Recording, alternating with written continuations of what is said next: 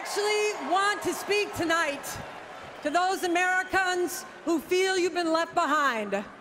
The Americans who believe you've been cheated, who believe that those at the top don't care about you. Now, I know a little something about this because I was governor of Michigan, the epicenter of America's manufacturing rise and its painful fall and its resurgence. Michigan built the automobile, and the automobile built America. But when the manufacturing industry fell on hard times, so did Michigan, so did many of your states. And we were angry about it, about jobs going to low-wage countries, about unfair trade. But we were also determined to build the industries of the future. We said we wanted advanced manufacturing. We wanted new jobs. So we started this hard process of moving in that direction. And then, in 2008, we elected a Democratic president to work with us. And you know what he did? He saved the American auto industry. Right? And then, that renewed auto industry paid America back in full. And that is what we can do together. Now, I, like many of you, am a fierce Democrat. But I know there are Democrats and Republicans all across this country who want to create jobs in America. Liberals and conservatives, public sector and private industry, because we are not in this alone. We're all in this together. One candidate gets that, and one candidate, as Joe Biden said last night, doesn't have a clue. Some people are worried. Some people are angry. I get that. But the answer is not to tear our country down.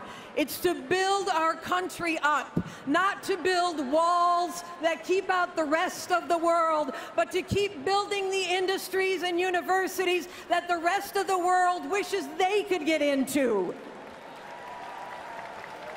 Hillary Clinton gets it, and that's why she has huge plans to create good-paying jobs in America. Imagine that.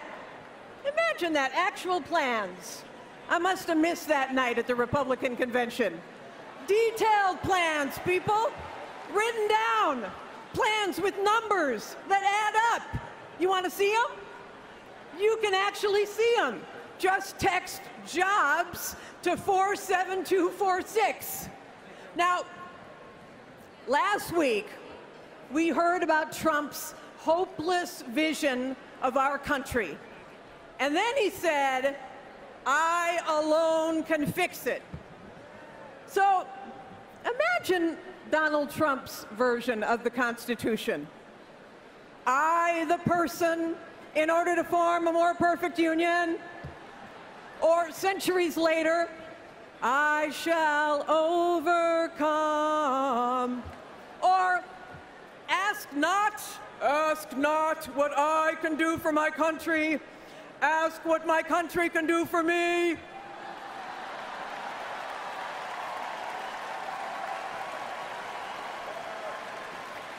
Donald, you're so vain.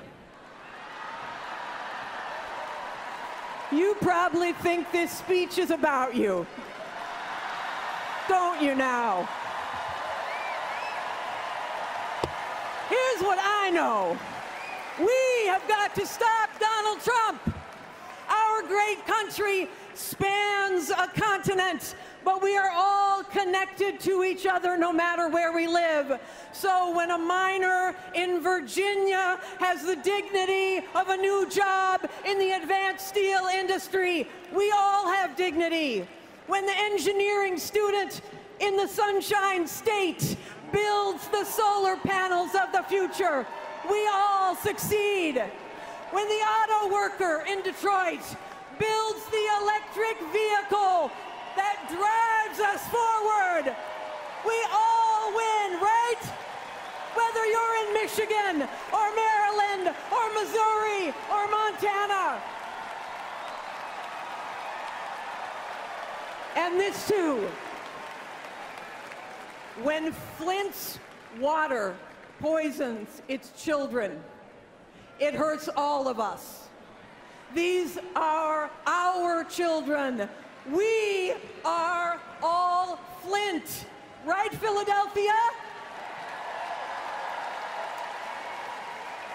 Our next president knows that a nation is a village, that we are one family, and in a family, no one gets left behind. Not the steel worker in Pennsylvania, not the farmer in Iowa, not the dreamer in Nevada, not the factory worker in Ohio. As our next president says, we are stronger together. We're stronger how? We're gonna keep America great how? Together. And we're gonna work our hearts out to elect Hillary Clinton president how? Together. Let's do this, brothers and sisters, together.